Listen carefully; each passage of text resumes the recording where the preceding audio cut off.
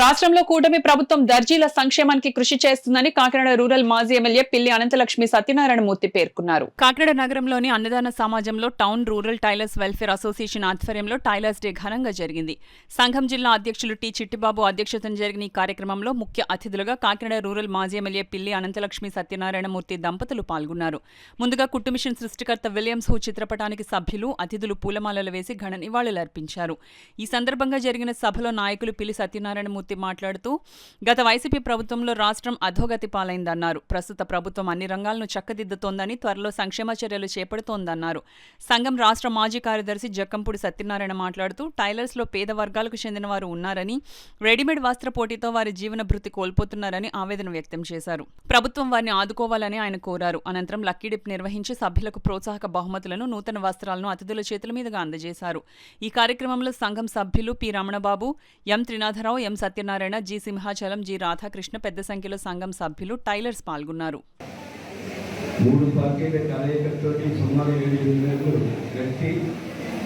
కొన్ని కార్యక్రమాలు చేస్తూ కొన్ని కార్యక్రమాలు చేయవలసి ఇంకా కూడా పెండింగ్ ఉంటుంది. మీకు అందరికీ కూడా తెలిసిందే. దానికి కారణం గత ప్రభుత్వంలో ఉన్న ఆర్థిక సమస్యలు ఈ సంవత్సరంలో 7-8 నెలల్లో చెప్పడం కూడా జరిగింది.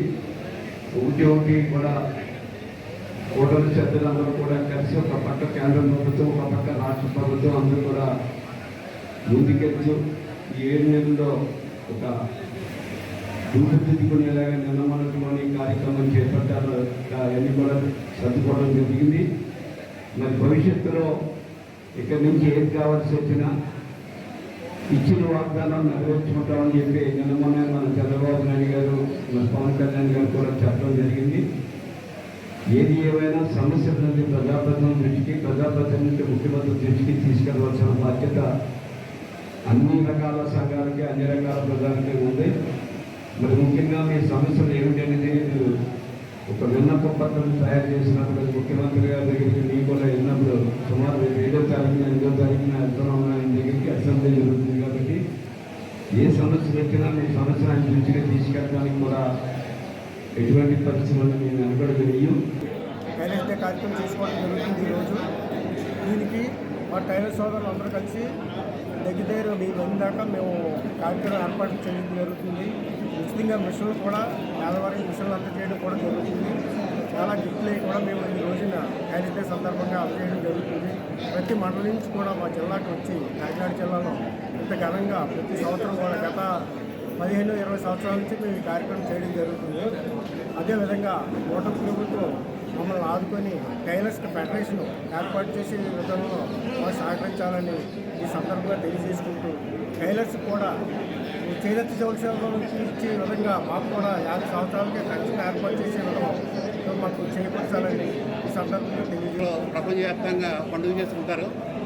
అలాగే ఈరోజు టైలర్ పరిశ్రమ రోజు రోజుకి క్షీణించిపోతుంది. కారణం ఏంటంటే వర్కర్ అనే వాడు తయారవట్లేదు కొత్తగా. దానివల్ల టైలర్ పరిశ్రమ కుంగిపడిపోతుంది. పని లేకపోవడం వల్ల ఎవరు ఇబ్బంది పడడం లేదు, కానీ వర్కర్ లేకపోవడం వల్ల ఈరోజు షాపులు చాలామంది మూలపడడం జరుగుతుంది.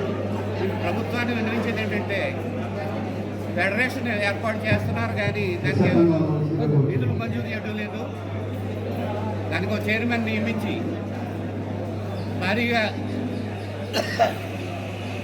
నిధులు సమకూర్చి దర్జీల అభివృద్ధికి పాటుపడవలసిందిగా ప్రతి ప్రభుత్వాన్ని మేము కోరుతూ వస్తే ఇంతవరకు ఈ ప్రభుత్వం కూడా గమనించి మాకు ఏ విధమైన సహాయం చేయడం జరగలేదు. కాబట్టి ఈ ప్రభుత్వమైన త్వరలో మా కష్టాలు అర్థం చేసుకొని మాకు సహాయపడవలసిందిగా కోరి ప్రతి జిల్లాల్లో కూడా ఒక దర్జీ టైలర్ అదేమంటారు